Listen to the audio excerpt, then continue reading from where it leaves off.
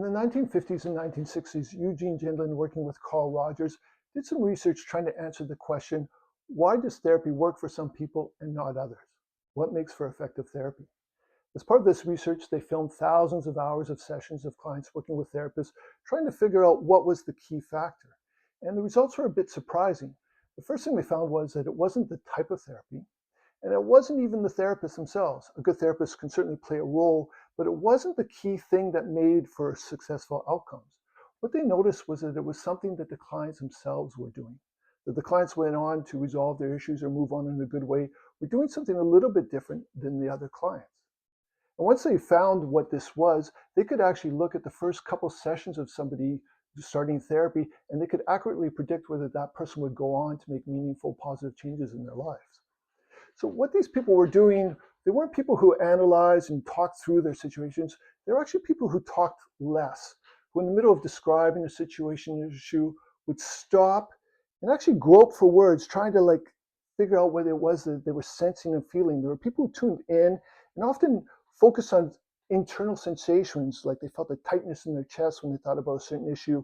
And exploring that, they would kind of come to a new sense of understanding. And there was a body sense of meaning. And this is what Eugene Gendlin called the felt sense. And when he saw that how effective it was for people who did that, people who focused inward in this way is what made for positive change, he decided to try to figure out what they were doing naturally and see if he could teach it to other people. And this practice of teaching it to other people, he called focusing. So the felt sense was that being able to tune into a bodily internal sense of meaning, and focusing was the ability to, the work of actually being able to tune into it. So what is the felt sense exactly? It's a little bit elusive because the felt sense by its very nature doesn't use words. So it's a little bit hard to describe in words. It's not like a muscle or an emotion even. But to give you a sense of what a felt sense is, think about when you meet somebody for the first time. You meet them and you have a feeling of who they are. You have a sense of who they are that you can't quite put into words.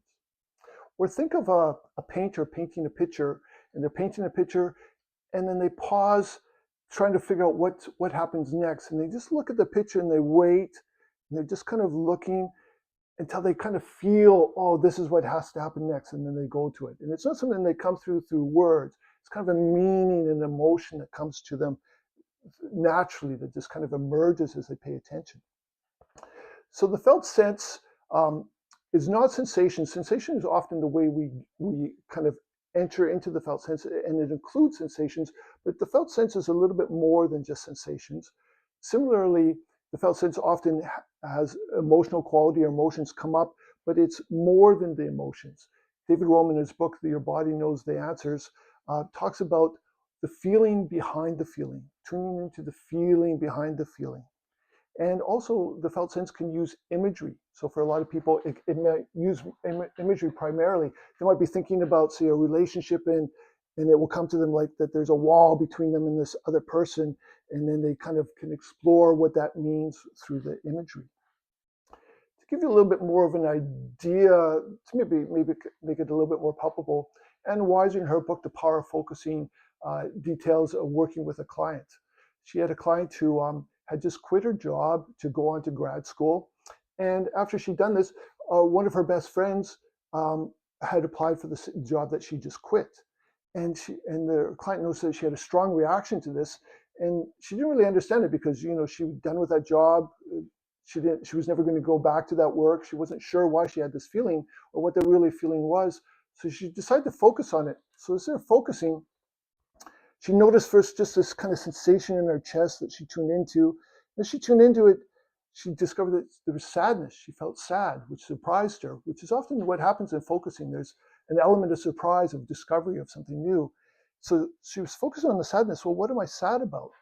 And then the idea came to her about something about being invalidated. So she explored that, but being invalidated wasn't quite right. And as she sat with it, she was like, oh, it's not being believed.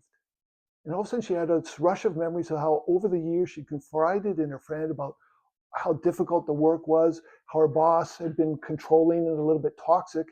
And she realized, for her friend to apply for the same job meant that she hadn't been believed. And this is where it gets a little bit interesting. Just having that come to awareness, having that arise, that meaning arise, she felt a resolution and a softening about it. There wasn't anything more she had to do. There was just some resolution to come just by tuning into that felt sense and moving forward. So this idea about how the felt sense moves and how it changes might seem a little bit strange, and there's a key idea behind focusing, and that's that our body and our minds and our emotions want to heal. They want to move forward. They want to go to the next step. If you think about your physical body, if you cut yourself, it instantly starts to heal. It sends blood to coagulate and start to knit the structures together. And and even if you go to a doctor, say to reset your broken bone, it's your body that heals the bone. The doctor just creates the conditions for which healing can occur. And in the same way, focusing kind of creates the conditions for a natural healing to emerge. So for me, a couple of ways that I found working with focusing works for me is, like Anne's client, I'm often surprised. When I tune into a felt sense around a situation, I, I'm often surprised about what I discover there. So that's a key thing. And with it, there's a clarity that comes and a softening. And sometimes an issue that might still even be there, all of a sudden it starts to become doable. Like there's resources that arise with this. Another way to think about the felt sense is between the right brain and the left brain. We live in a very left brain oriented culture, very into reason, ration, very linguistic. We think through things with words. Whereas our right brain is more intuitive, more has the feeling tone of things. So the felt sense in a way is moving out of our usual linguistic analyzing things to more the intuitive felt sense, holistic kind of encompassing of our situation. Focusing is kind of in the broader umbrella of somatics, and somatics is the understanding that real change, especially real emotional change, mental health change, has to incorporate the body. It has to be part of the body. And Peter Levine, who developed somatic experiencing, he credits Eugene Gendlin with his development of his work. And somatic experiencing is it's very similar to focusing, and it's very focused on trauma. One thing about focusing can work with trauma, but it's a little bit broader. And one thing Eugene Gendlin did was he decided to, kind of take it out of the therapeutic context and teach it more broadly because of this application of being able to tune into our body's ability to have a sense of meaning and understanding that's more intuitive and more immediate. To give you an example of this, about a year ago, me and my wife were moving from the small island that we've been living on. We realized for our work and other things, we wanted to go someplace else. And we had a couple different options, either moving to the city or to another kind of smaller town. And, weighing the pros and cons, it wasn't very clear what to do. But when I focusing on it and focusing on thinking about moving to the city, I could kind of feel this tightness, this kind of inner resistance that became very palpable and aware. Whereas where I thought about moving to the other place, I felt this ease, this calm. And I actually started to get even imagery of spring, of like a new beginnings. So, I hope this is giving you a little bit of idea. As I said, talking about the felt sense and focusing, it's a little bit difficult because until you experience it, it's hard to really define what it is. But on the other hand, we all kind of have a sense of it in our lives, how we can, as I said, when you meet a new person, you have a feeling of them, or we can have a feeling of a situation, more of a holistic understanding that doesn't really use words, that it's just kind of there. But this understanding what focusing is and what the felt sense is, it's something to more explore on your own. And I encourage you to, there's actually videos here on YouTube by Eugene Gendlin and other great teachers like Ann Weiser. I highly recommend her book, The Power of Focusing, or Eugene Gendlin's book, Focusing. And also the Focusing Institute, they offer classes. My first training in focusing was just doing a 4-week course through them, where you start to work with other people and do focusing.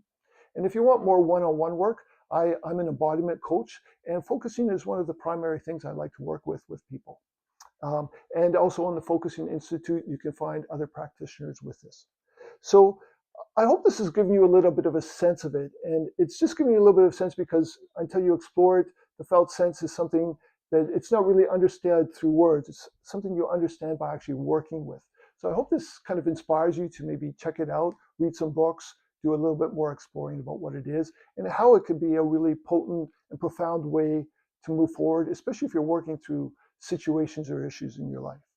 So thank you. I want to thank you for taking this time out to watch this video.